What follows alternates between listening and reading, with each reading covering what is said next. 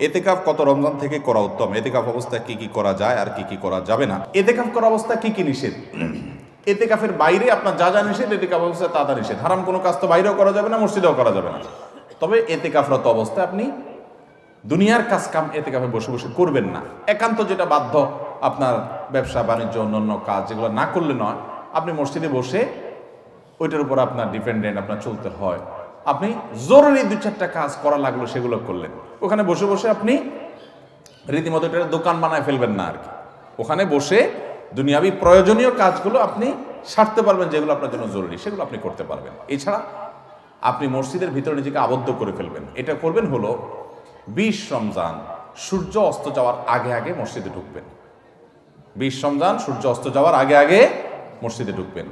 এরপর থেকে সূর্য ঈদের চাঁদ দেখা যাওয়ার আগ পর্যন্ত মসজিদে থাকবেন। ঈদের চাঁদ দেখা যাওয়ার সংবাদ শুনছেন, এরপর বের হয়ে যাবেন। এই 10 দিন আপনি মসজিদে অবস্থান করবেন, নিজেকে সেখানে আবদ্ধ করে রাখবেন। এবং এর মধ্যে আপনি বাহিরে যাবেন না। বাহিরে যাবেন টয়লেটের জন্য, পেশাব পায়খানা করার জন্য, একান্ত জানা হলো না সেই জন্য যাবেন। এমনকি খাবারটা এনে দেওয়ার লোক থাকলে আপনি বাসায়ও যাবেন না।